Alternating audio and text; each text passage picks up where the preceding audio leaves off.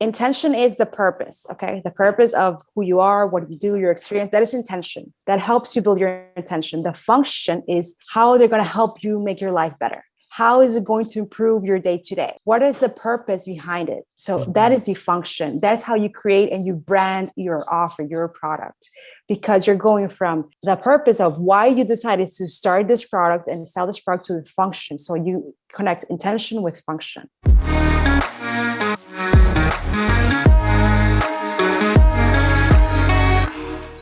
Welcome back to Wealth Creators Podcast, episode number 5. And today we are with Carina Monte. Is that Monte? Did I pronounce the last name? Belmonte. Belmonte. Sorry, I didn't catch the last one. I thought Bell was the middle name. Okay, cool. I'm here with Carina Belmonte. And Carina, thank you for being flexible and coming on to the podcast today. How are you? Great. Thank you so much for the invitation. I'm happy to be here and start this conversation with you.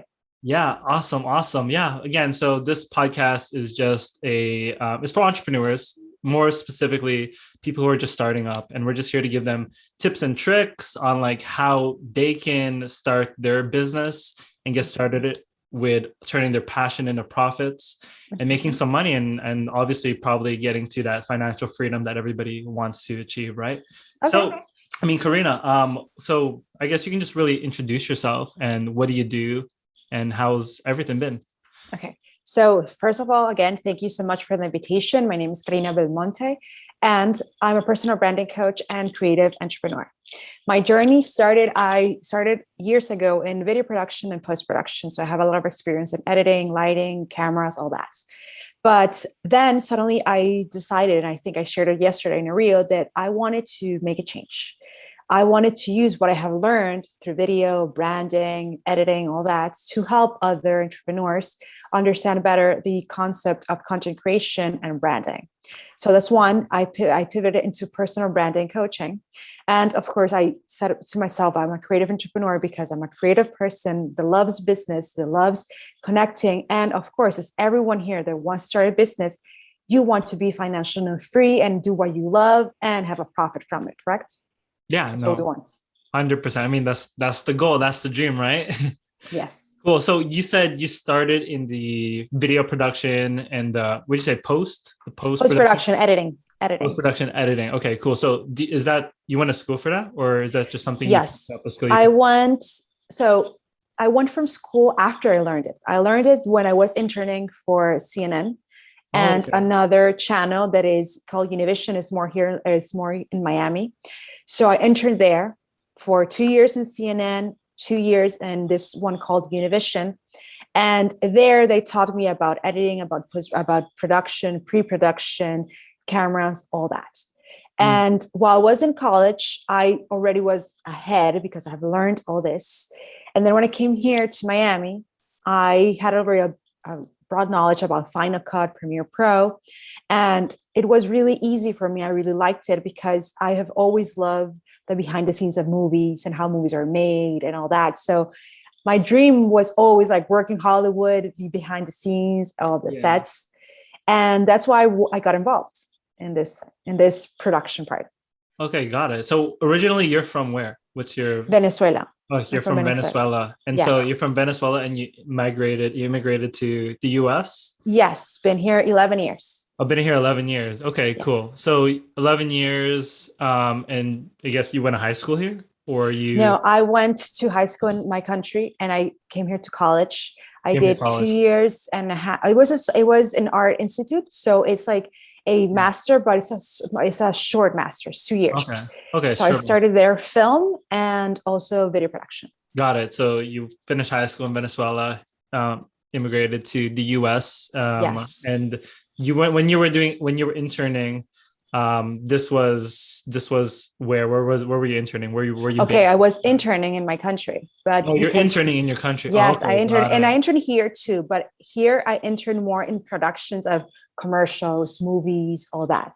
Here I did a commercial when BlackBerry existed, like when it was ending. I was in the pre-production of that. I was in productions of Sony, in commercials, different things. It was here in Miami. Where I learned more about film and about the sets and the long hours from 4 a.m. to 7 p.m. in the night. You have to keep going, not saying anything, just keep working. That was Yeah. the life of being in a set. Oh, wow. So how many hours would you say you were working a week? Oof. Probably It was more than 40, like more than 40. more. How much a day would you say on average? Like one of the longest days was about 17, 18 hours. It was in a Wow. commercial, just being there. And of course you have time to eat, but it's long A long hours. hour. So what do you see there when you watch Netflix and want to watch the commercials that are only 3 minutes? It was hours of pre-production there with the camera and setting it up. Yeah. And yeah, The post, the filming. very long, very long. Yeah, I think a misconception many people have when it comes to like creating content and like just videos in general. People think it's like it takes a couple hours. Like Mm. it's long. There's a long process It when it is. It goes behind is. these things. And many people are like, yeah, like the people underestimate it, I would say. Would you say? Yes, because I Yeah. believe, you know what? Although some like the reels and all that, they take me a little bit less, sorry. But in general, like a YouTube video, all that, like all that magic that you have to do, the lighting, everything, it takes time and you will become faster the more you do it, of course. The first time you do your first YouTube video is going to take you longer than the 10th that you did, or the 11th, or the 100th, you know? Yeah. But it's also the apps, like for example, there's several apps and I'll do the editing for you. Like no, not like Premiere Pro or Rush or Premiere Rush that you have in the app that you have to do the editing. I mean those apps that just do the editing for you. So they don't, like when people see that, it's like, why do I need to learn how to edit if this program can edit for me? Hmm. So the more that those apps are there, which are great and are accessible for people that are learning, they still don't know that there's a lot of work that has to be done in the post-production editing process. Yeah, no, 100%. So when you went, so going back to, your story, you were in Venezuela, interned there, and you came here to, you said Miami, Yes. right? You still based in Miami right now? Yes, I'm still Okay. based in So Miami. it's still based in Miami right now. And so you graduated this master's, this like 2-year master's. And then Mhm. from there, where did you go after? Did you continue to work where you were interning? Is that what you did? No, I after 7, 8 months, I was very tired. I was like done. I was like, I want something different. So I entered in an agency only doing post-production for them. That's it, only editing. Oh, So the okay. client came and they wanted to edit certain commercials. I was the one in charge of editing. That's it. So I Okay. did there for 2 years. Then after that, I went to an agency where they needed someone that did camera, someone that knew how to edit, and also went to events around Miami. So I was there for 2 or 3 years. Then while in that work, I discovered new people. So I freelanced for USA Today. I freelanced for Discovery. I freelanced for Sports Illustrated. So I did several gigs Yeah. freelancing while I was in the agency. And then one time I said, let me try to do this by myself, not with an agency, just trying to freelance. Okay. Mhm. It took me a while because it's not easy to freelance, like honestly, in video, especially because some people won't value it. Some people will say that's too expensive. Why I'm going to, pay that for that much money? Like, what is like, I don't see it. I don't see the value. You know how it is. So what I did was I grabbed a part-time job and I started freelancing at the same time. Okay. After freelancing for a while, then I said, let me grab part-time just to be sure. So I Mhm. started that. And then one day I said, you know what? I cannot do part-time anymore. I have to do what I love. But it has been already many years of me doing video and post-production. That's when I said, I want to change. I need a change. Something is saying that I have to shift and do something else with my life. Mm, That's when What, I what pivoted was into coaching. yeah, what was that something? Was there like a specific moment, maybe like a boss got mad at you or something? What was that something that got you to shift from like So I need to follow my passion? it was like when I was first in the agency, when I was in the agency, yes, it was my boss. He was horrible and terrible and egotistical and all that. So I was like, I need to quit. I need to leave this corporate world. So I left. I started freelancing. Okay. Then I freelanced in video and everything. Then, after years of freelancing and being corporate, I said, I want to be more than a freelancer. I want to be an entrepreneur. I want to be a business owner. I want to have something established. I don't want to freelance for the rest of my life. So that's when I decided to build my coaching program and experience and started from zero in coaching, because I was always a video editor and filming. I had no experience in coaching at all, but I knew that I wanted something different. And I started.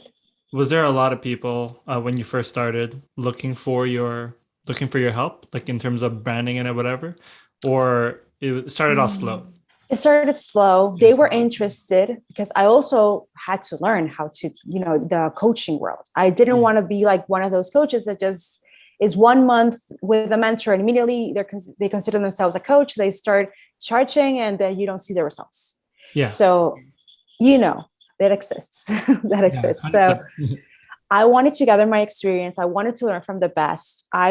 So I got beta clients, which means that you test your skills with these beta clients.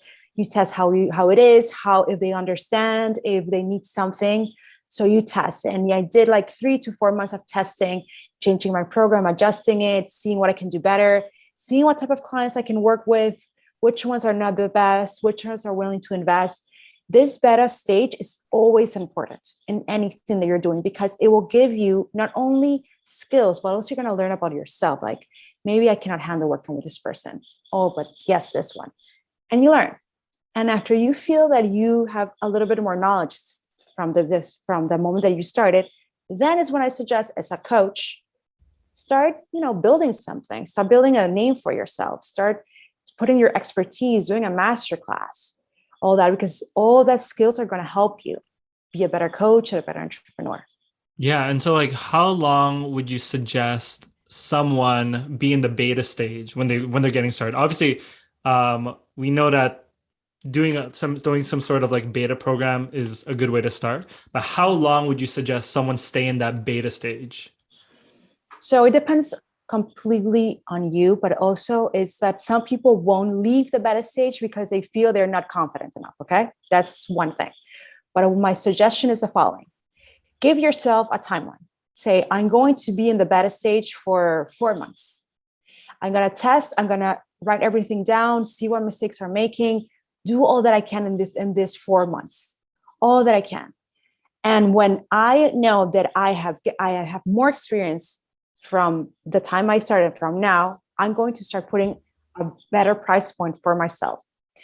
And then you leave your beta stage after 4 months, and then you start test. And it's again a testing experience, because you're leaving the beta stage, you're leaving the nest.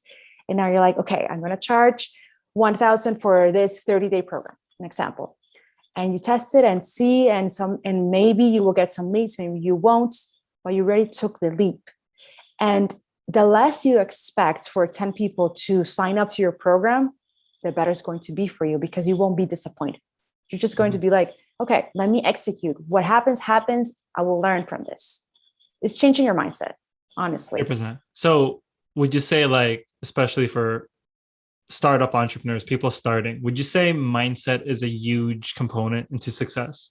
Huge, because I've seen many successful entrepreneurs, or they're successful in the monetary that you see it. Okay. When they are 100K months, all is going well, but their mindset sucks. But they're good in sales and they're good in what they do and all that. But how they talk to themselves and what they believe about themselves is horrible. So it doesn't line up. So they're not happy. So they're doing it just for the money. They're just doing it because they believe in themselves. And we have other type of entrepreneurs, the ones that are starting and they have the skills, they have the knowledge, but they don't believe in what they do. So they expect others to believe in them. But how can you do that if you're not believing in yourself? 100%. For sure. And so would you say that you've always had the mindset, or is this something you had to work on for yourself? I had to work on it. I shared an email yesterday with my email list where I said that when I started, I was impatient. I was mad that I wasn't getting the clients that I wanted. I didn't mean the coaching in the video production. I was mad. I wasn't doing all the freelance jobs that I wanted. I was frustrated. I had ups and down months, which entrepreneurship will always be like that. Okay. But what helped me was when I pivoted into coaching, my mindset shifted. In what way? I was starting from zero in something that I wanted to do, but I didn't have any clue how to do it. So it was very humbling. It was very like I had to change my perspective. I started reading more, reading about big entrepreneurs, and really understanding that, if you are not honest with yourself and are responsible for your actions, nothing is going to happen. Yeah. And so is there a specific book that you would recommend for people to read if they want to switch that mindset? Yes, I would suggest one, Still Like an Artist by Austin Kleon. I don't know if you have heard of him. No, I've never heard of him, but Okay, that's one. that one. Yeah, that one. Show Your Work from the same author, Austin Kleon. Happy Sexy Millionaire by Stephen Bartlett.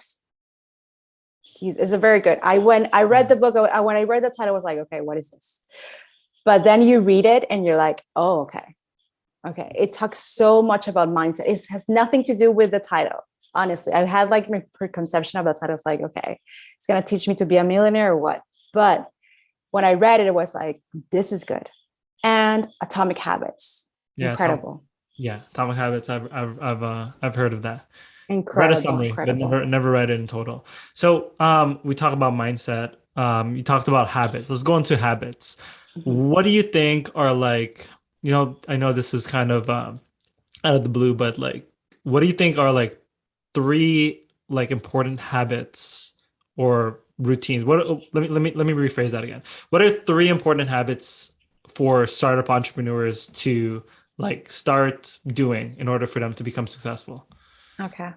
So first, be accountable with yourself, which means if you said you're going to wake up, example, 6 a.m., go for a run or go for a walk or go biking or whatever you do because you need some fresh air before you work. And you said, I'm going to commit to wake at 6 a.m., go to workout, come back, have my breakfast, whatever you got to do, have coffee, and then start working and organize my meetings, organize my content creation plan. If you said you were going to do it and you're going to test this for 1 week, let's say, because you want to see if this is a good schedule for you, commit to it, because there will be no boss. There will be no one telling you, oh, you didn't wake up at 6 a.m. and you didn't go running and you didn't go organize your content. No one's going to be there. It's only you versus you. So first thing is be accountable with what you said you were going to do. Okay. That's the first thing. Second thing is you have to learn how to organize yourself, because you can lose a lot of time just posting reels on Instagram, posting TikToks, or just scrolling or watching YouTube videos or going to LinkedIn, whichever is your favorite platform. So organize yourself and say, I'm going to spend this much time on Instagram or this much time organizing my content and publishing my content, repurposing my content. And then I'm going to use this time to just journal and organize my ideas for the next day or organize my meetings. Okay, that's the second thing I would say. Organize yourself.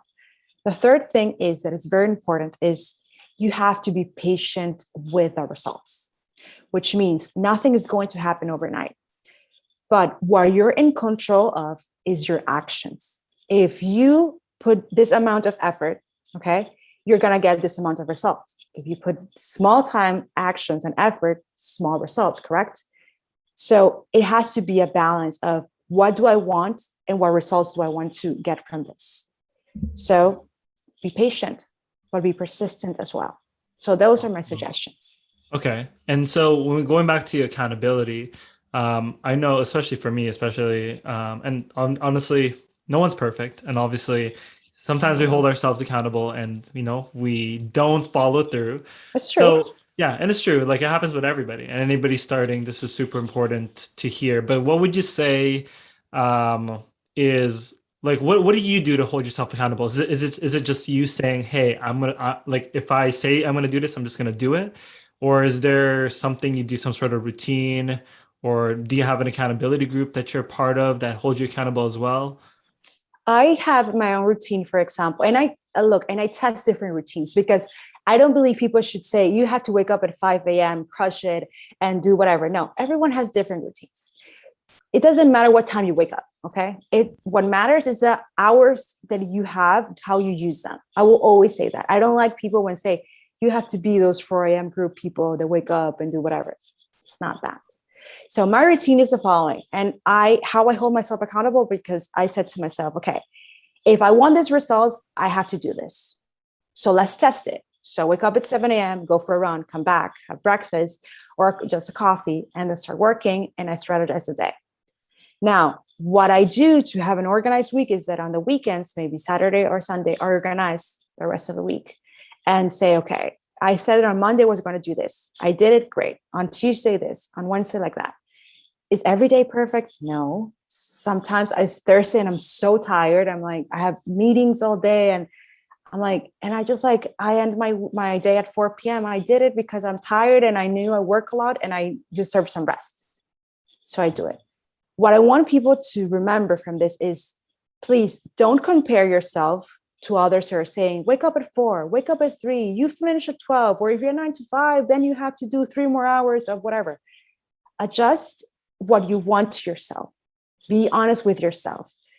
Comparing yourself and comparing the routine that works for others won't help you at all. Some people like to wake up at 10 a.m. and it works for them. And they go to bed at 2 a.m. and it works for them. And that's great. Entrepreneurship is about flexibility, about understanding what works for you.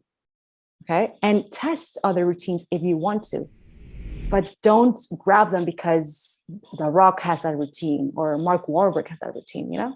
No, 100%. So basically, like to sum it all up, it's not what time you wake up, but it's what you do with the hours that you're awake. Exactly. Yeah. Exactly. And so how important is it for you to schedule everything? How important is scheduling for you? Okay, so it's huge because it helps me be mentally clear with everything I have to do. Like if I don't know what meetings I'm going to have through the week, or if I have a new lead and I have the call set up, or that for me, it's complicated. I need to be organized.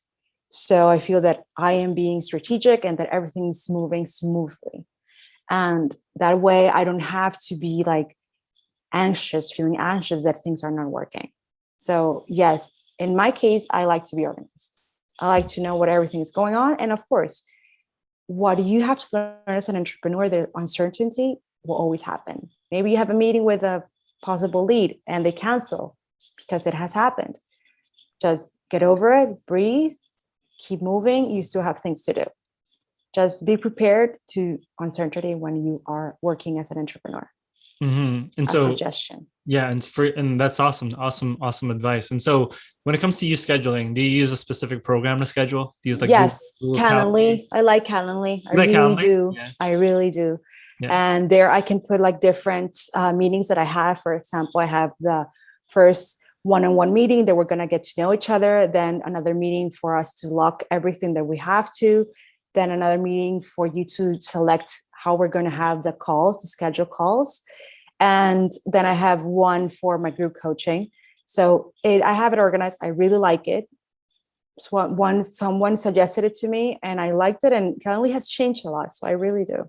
Yeah. So like Calendly not just for setting appointments? Is it also for like just any type of scheduling? Like, any type of schedule. You don't have to set appointments. It can be free schedule. Like for example, there's one that says like you can send the link for someone to select the time they want to meet with you. So however you want. Also, I think is integrating MailChimp with Calendly. So if someone signs up, they go to your email list. So it's really cool. I like it. That's good. Yeah, I'm gonna check that out. For me, I use Google Calendar. That's what I do to schedule my day. But I guess that's true. That's good. Yeah, too. and I guess honestly, I think the main thing is like you got to schedule, you got to organize yourself, right? And so when it comes to yourself and when it comes to what you've done, so you've been coaching now for what? Almost 3 years. Yes. Almost 3 years. 3 years. Yeah, almost 3 years. So pre-pandemic.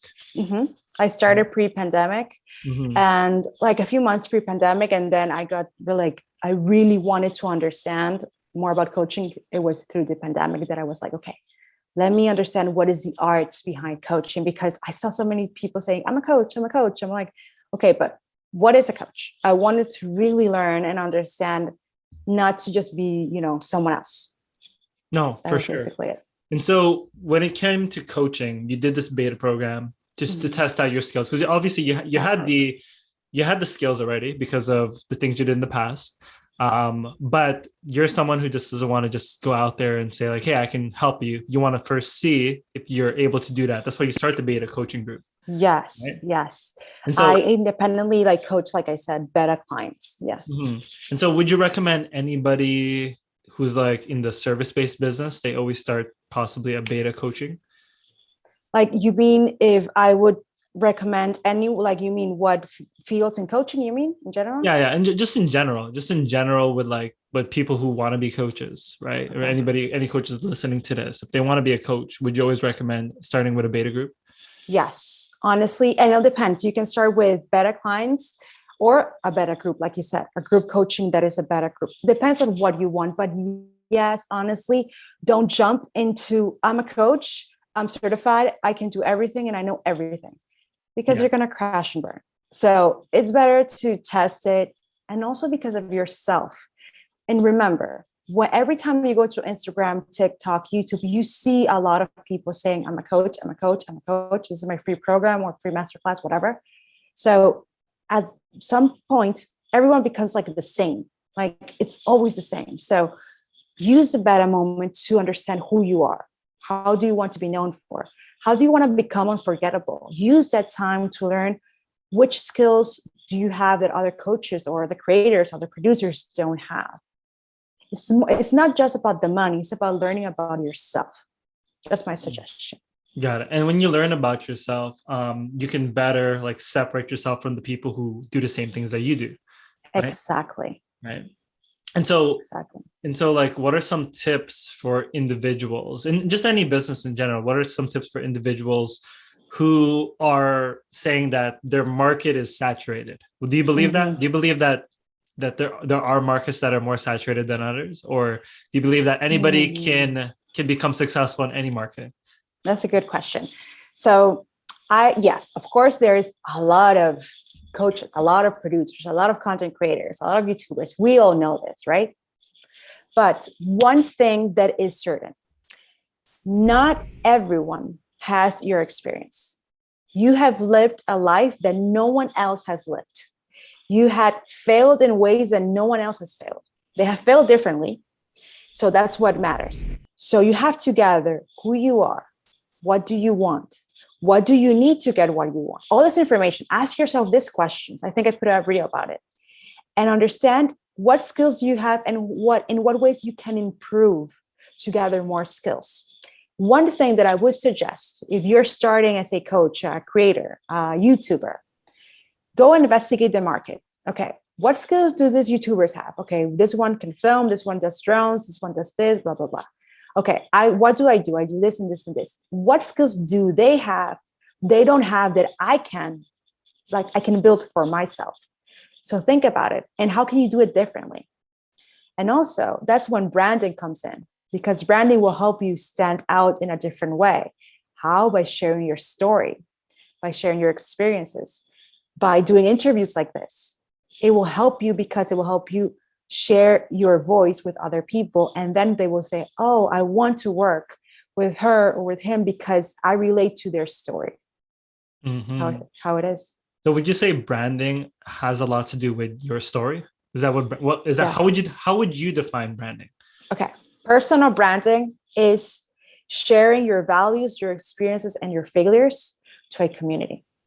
And after you do that, then you have the functional part. Okay, this is the first part that I told you, is the intentional part. The experiences, the values, your failures. That's the intention.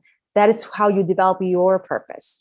Then you have the functional part, which is the offer that you're going to build, the program that you're going to build that is aligned with your intention. Okay, that is branding in a way. And how you build that? Through your story. Sharing your story, that is personal branding. Sharing your story, telling people what you did, how you did it, what was the journey, what is the experience, what are your values, what is your intention to be here present, and then how can you help them is a function. But if you and branding start, this is my offer, this is how you can invest and work with me, you're starting the other way. People, it's like going to in a date and just immediately wanting the girl to give you a kiss. Like, come on. First, you have to ask her for dinner, a drink, get to know them, and then you say, okay, And then maybe. and then maybe, but you cannot just go to, okay, let's jump in. Okay, wait, I don't know you. That's the same thing. In Instagram, it's like, imagine you go on, you have seen it. You're on Instagram, suddenly stop scrolling, invest in this program right now, blah, blah, blah. And you're like, okay, but I don't know you. Why should I invest in you? Like, I don't want to. Like, it's the same thing. Right. And so, wow, that's cool. So then, and you're right. Like a lot of people are out there on Instagram trying to create a brand. Well, not just Instagram. People are just in general in the online space, right? They're trying to get you like, hey, this is what I do, and you should do it too. When you suggest that they should first tell their story about their failures, their successes, and then once they build an audience that they can connect with, then you start offering them these different services and products. It's about trust. Don't you hate when people spam you through Instagram or TikTok? Hey, buy this program for whatever. You're like, okay, why? Yeah. So I always tell them, I tease them, why? Like, why should I invest? And then they don't have nothing to say. So it's crazy though, because you see all these like spam messages going around. What do you think? Like, obviously, like trust is so important. And for someone to move forward to buy anything, there has to be that trust. So what do you think it is with these like messages? Do you think they work at all? Or? I think for some people, they work because maybe someone is desperate. They see this message. Oh, let me just invest in this and work. But what reflects when I receive the kind of messages is fear, desperation. Please look at me. I don't know what to do. And this is what I'm trying to do. That's what I see. But some people maybe are desperate. They really need a program and they find this spammy message and it's horrible. So be careful. And that's what's crazy, because like sometimes the coaching industry we get bashed a lot sometimes. And that's because there's so many people out there trying to sell you something, but not really trying to help you. Exactly. Right? Exactly. So, you said it very well. Yeah. That's it. And that's why like it's so annoying. Like, we're out here trying to help people, but then there are people out there just trying to scam you or just trying to get that quick money. Right. Which sucks. But hey, that's why we have to go out here to represent coaches and people who are willing to help. Right. So true. Yes. For sure. And so I guess going back to like telling your story, right? I know a lot of people, especially with my students and people that I've helped, they know they got to tell their story. They know they got to be on Instagram, but for some reason they don't post, or for some reason they're too scared to tell their story, right? What advice may you have for some people who know that they got to tell their story, that they know they got to post, but they just don't do it? Okay, great question. So my first reflection would be, what do you have to lose by sharing your story? Like, what is going to happen? The world won't end. People will know a little bit more about you. You have to see it as something for you, not for other people. See it as like, I'm sharing my story. I'm trying to connect. And this fear that you have will always stop you in anything that you want to do. So when you have that fear because you are uncertain, because you have doubts, because you believe someone will say something about you, just have to breathe and remember, you have nothing to lose. You just share your story, share what you know. That's how people are going to trust you and connect with you. And honestly, do you want to live your life in fear? Ask yourself that question. Like, is it worth it? Yeah. And so, for these individuals though, right? Let's say, again, like I mentioned before, they know they got to post, and maybe they are aware that they're scared, and they know at the same time, because this is a common thing I see with a lot of people. It's that they know they got to do it. They know they're scared. Some of them have asked that question themselves, but they just can't get past that. So what do you think it is they need to do? Like, do they need to? Yeah. My question would be like, how you want to share your message. Is it through podcast? If it's writing content, is it through video? Is it how do you want to share it? Like, you have to start there. If you really are afraid of being on camera, okay, so I would say start with a podcast. And what you can do is do a behind the scenes and showing your face of how is your routine, and like get creative. I have seen YouTubers that have never shown their face and only their hands because they do cakes or whatever it is they do, or techie things or whatever. But it has to start with one piece of content at a time. You're going to be scared the first time, but try, test it, do your first episode, your first podcast. You won't be showing your face if you only want to do audio. Write your first blog, but you have to start, because I understand that you're afraid. I understand that you're overthinking and you're anxious, but you got to do it for yourself. That's it. And no one is perfect, and everyone starts somewhere. So just do it. Just do that first podcast episode. Yeah. Test it out. Or do that first video or the first reel, and it's going to be horrible, but who cares? You did it, and you're going to say like, oh my God, I did that reel. Like I did it. Yeah. And then it's going to feel more comfortable. You're going to do the second one, the third one, like that. So baby steps. Baby steps. Yeah. Take those baby steps and do it for yourself. Don't do it for other people. Do it for yourself. That's exactly. Do it for yourself, to be proud of yourself. 100%. And so you've been coaching for around 3 years now, right? And you've been obviously, I've seen that you have students, you have group coaching, and you have group calls. You've helped a lot of people, and a lot of these individuals that you're helping, this is on the personal brand side, right? You're helping them create that personal brand for themselves. So what would you say is like, if someone is trying to start an online business on Instagram, are there pillars that they should be thinking about when posting? Like they don't just want to post like promotional, like content pieces all the time. What would you say are like the pillars to posting on Instagram, or just in any social media platform? Yeah. So my suggestion is always the following: like there's different pillars that you can use. Social proof, okay, to share who you have helped or what comments have left you. Also limiting beliefs, and this can apply for any type of YouTuber, creator, cook. What are your limiting beliefs of doing your first YouTube video? What are your limiting beliefs of sharing your story? Okay. Also, it can be any tips that you have, any experience, any tutorials. Also is a good pillar to share. Mistakes, myths that people believe about your industry, or about what you're doing, or about investing, or about making money, or about doing your brand. But what I have always telling my students is all this experience is about the tips you can share, the limiting beliefs, mindset shifts, mistakes, myths, always connected with a story. So for example, if you say, I made these 3 mistakes when I started creating YouTube videos. And why do I did them? Because I didn't know how to set up a camera. I didn't know that audio was important. I didn't know this. So what you're doing is you're integrating your story to 3 mistakes that you have done, that maybe some people are doing it. And this makes people feel relaxed, because it means that, oh, she did it. So it means that although I can make these mistakes, already make them, she's there now.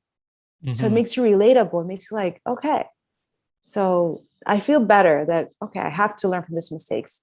Or maybe they say, oh, okay, so she said it has to be good lighting. So let me see how I can put a window like right there, natural light, or put a lamp that is in my house. So by pointing out these mistakes that you did, you're helping someone avoid these mistakes. And immediately there, you're coaching, you're sharing, you did it already.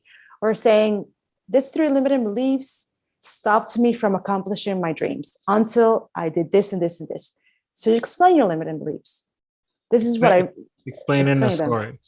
In a story, integrate limiting beliefs, mistakes, myths, social proof, whatever. Okay. But with your story. And people are going to feel that you are talking to them. Like we're having a conversation instead of like, here's a hot tip, 3 tips to never forget. It's like, okay. It's like everybody has done it. I have done it. But then I was like, I'm getting bored of myself. I cannot do this anymore. So I said, I can't. I was like, I can't. I have to change it. So then I said, you know what? Story with the tips. It's not bad to do it. Here are 3 tips. It's not bad. But if you do it all the time, you're just going to become the type of creator that only shares tips. Yeah. Okay. It's not bad at all to say, hey, here are 3 tips that will help you. That's great. But don't do that only. Yeah. Change it up. And so like if possible, if you can tell a story, you should. Yes. And that's what I learned about TikTok. TikTok creators are more about, let me share a story with you. And these are the mistakes. Let me share this. And TikTok is a great platform to learn about this way of storytelling. They do it so well. Instagram doesn't do it that much. Like creators on Instagram don't do it that much as TikTok creators do it, honestly. And they're very good at it. And YouTube too, of course. YouTube. Obviously YouTube. So like with these short form contents, well, obviously they're like, I think on the reels are what, like 90 seconds now, up to 90 seconds. 90 seconds now, yeah. Right. And so like with this allotted amount of time, like how can one get better at telling stories? At least for myself, I find that like when I'm trying to tell a story, I go over time. And so what are some tips you may have for myself and for anybody watching? Like okay, this is a good question. It takes practice. Okay, first of all, it takes practice. You have to learn how to practice, and also I do it on reels. Okay, so I don't do it on an external platform. I do it on reels, so my time is they're selected. So my suggestion is the following: think of the story, write the bullet points. Okay, for example, like I said, you want to tell a story about how you learned to be a big time YouTuber. Example. So write the intro. Okay, so how did it start? That's one bullet point. Second bullet point. Okay. How was the process? Another line.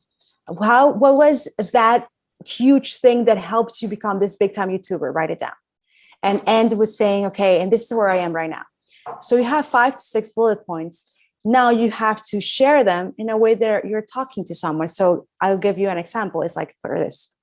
I shared the last reel yesterday about how I went from being a video producer to becoming a coach, right?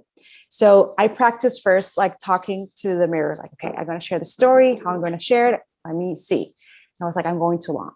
Can I shorten it? Yes. Can I say like in segments? Yes. Until I got it to 15 to 30 seconds. But you got to practice. Like, honestly, you have to practice because it takes time. So just put it like bullet points in your head. And then, of course, all those bullet points, people are going to understand and going to connect to like a story. But don't expect the first one to be the best one. Yeah. So do you suggest like filming those bullet points separately, or is it just like one full take? I do it separately on Reels. I do it separately because that way I can see how I can create a conversation. But sometimes on TikTok, I just say it no matter, like I just share my story. I believe TikTok is less like, you don't have to be that edited. You can just share a story and be free with it and just, hey, so I had this experience, this is what happened, and you're just having a conversation. On Reels, I believe there's a different strategy. You have to be more segmented. It has to be a little bit more produced. Got it. So, okay, wow, that's awesome. Thank you for that help. So, now that you said this, I was about to post something. I'm like, there's no story in it. So now I've got to go edit it. I got to tell a story. So thank you.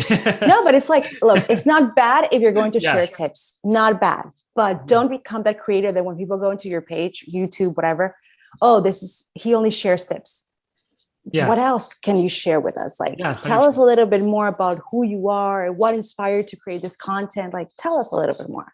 Got it. Okay, that's good too. Yeah, telling people like just saying the story of what inspired you to make what you're about to share. Because then it's too superficial. Oh, you see? Awesome. Yeah, I get it. Makes sense. So then, for people who are selling not services, but instead they're selling products, how does someone tell a story selling products? Let's say, like for example, one of my students, they sell. You ever heard of tufting? You know what tufting is? It's no. Like what is it? Like those custom rugs, right? Interesting. So how does one share a story through rugs? How would that work? Okay. So remember what I told you about the intention and the function? Yeah. Okay. Intention is the purpose. Okay. The purpose of who you are, what you do, your experience, that is intention. That helps you build your intention. The function is, what is the functionality of these rugs? Okay. How they're going to help you make your life better. How is it going to improve your day to day? What is the purpose behind it?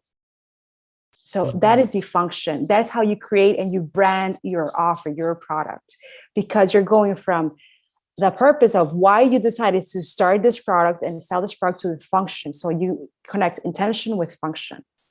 Okay. Oh, I guess you know what, it gave me an idea. I guess like because he does custom rugs. Sometimes he does like Pokemon and all these different ones.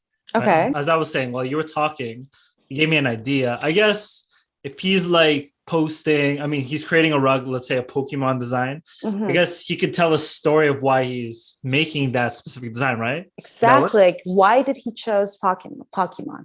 Yeah. What is the intention? Did he like it when he was growing up? What does it represent for him? What is it? Like, it's cool that you paint or that you make cookies or that whatever, but tell me, why did you started to make rugs with Pokemon? Like, why? That's it. Just explain it to us. Why? Also you will see, oh, maybe I just like it because I started as a hobby and now I just do it because I really am passionate about it. That's great. Got it. And so when you said going back to the, the intentional and going back to the functional, you said functional is like, how can this help someone's life, right? Yes. So what if the product is not necessarily helping, but it's more like, again, these rugs, it's not really helping anybody. It's more of like an art piece, right? Well, it's helping. Of course, it's helping in a way because maybe you really like it. So it's helping you decorate your house or have something that you really love, or you collect this kind of rug. So it's helping you in a way to do something you're passionate about. So these people, as an artist, they want it in their wall. So it's helping them make their house look beautiful or look different. So it is helping. Okay, so everything is helping. So, yes. one way or another, whatever you're selling can help somebody. Yes. And also remember, don't sell if you don't believe in your product, and don't sell if you don't think this is going to help or change or give something to someone else, because then you are not believing in what you're selling. That's the worst thing that you can do. Like, those people that just like, they get hired just to sell, let's say, I don't know if they're still exist, like sell like a program, whatever it is. They're just person that get hired to sell a program. They don't believe in it, just doing it because it's your job. So that's it. So they just get hired from this company to tell you, hey, buy this Adobe or whatever it is. So whatever you're doing, believe in it, like trust it, be passionate about it, because then people are going to see that passion. And that's why they're going to invest in. Got it. Wow. That's super powerful. Yeah. So like Hormozy, because I'm seeing your book, the 100 million offer right there. Yeah. He talks about it passionately and he really believes in it. And he said that he wrote it like 4 or 5 times before he published it. That makes you believe in that guy and say, oh, okay, so he dedicated time to his book. You see? Yeah, no, he's a good storyteller. That's so like, obviously as well, when it comes to storytelling, it's all about repetition, right? And what if, but this is what I always tell people. I mean, if you have repetition, but you're doing it the wrong way, then you're getting repetition on the wrong way to do it. So would you kindly to give us like, what are some steps to storytell the right way? Or like, storytell better? Storytell better. Okay. First, there's many ways to share your own story. Okay.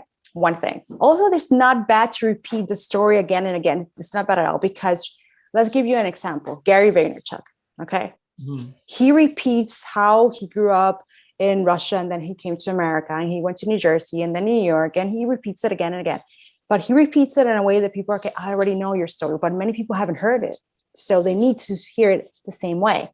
What he does is that he maybe starts from a different angle. Like, for example, if I tell you, I started my journey as a video producer and also as an editor. I did it because I wanted something to change. I wanted something differently. That is a way of telling it. I can say, I had years in production, just I didn't like it anymore. That's why I wanted to coach it.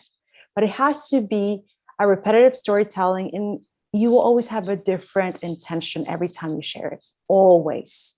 Because maybe you're trying to tell the person that you made this change because you couldn't do it anymore, or you made this change because you were not passionate about it anymore.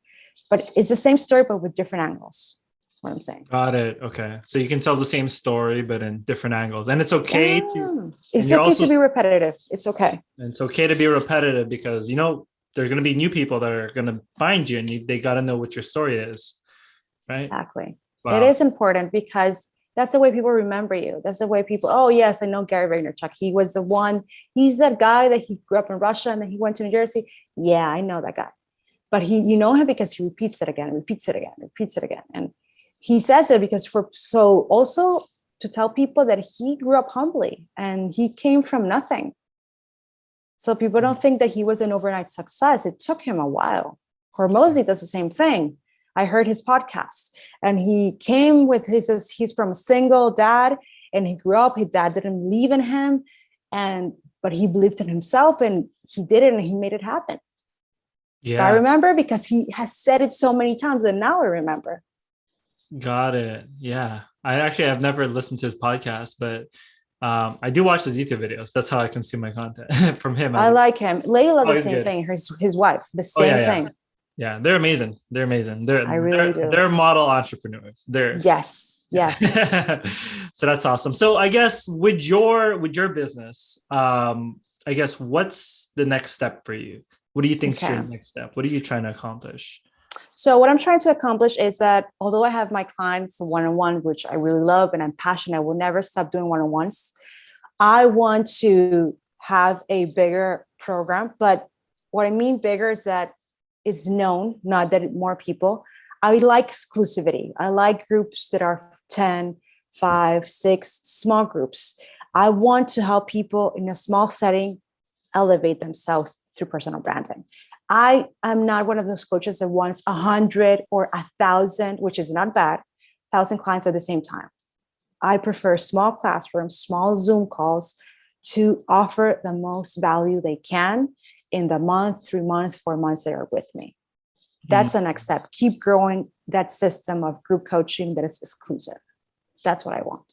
You want it. So right now you're doing one-on-one, a lot of one-on-one. I'm doing one-on-one a lot, which I love, and it's only with certain type of clients. And I'm doing group with exclusive groups, 5 to 6 people. And it's because they like more the community style. They like to communicate, have conversations, not only do one-on-one. For the ones that like one-on-ones, because they like the intimacy of, okay, let's work on this. Let's set me up. They get less distracted if it's only one-on-one. Sometimes when it's 5 to 6, they can get a little bit distracted. So it depends on your personality, 100%. Okay, cool. And so what do you think like the biggest roadblock right now in your business? The biggest roadblock could be, let me think.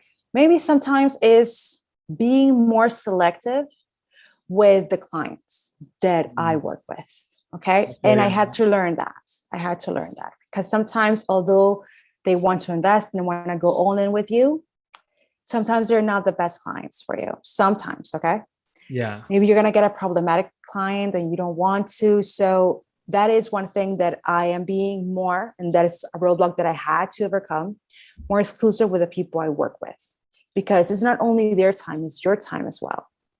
Yeah, it's your time. And this is what I heard from Alex as well. He said, it's also your reputation too, because if they're not gonna, if they don't put in the work or they don't, or something happens, then your reputation gets ruined as well. So yes, that's one thing that I recommend that I have been working and gladly has been working for me. But I understand when you're starting, you want to work with everyone, but believe me, that's not going to help you.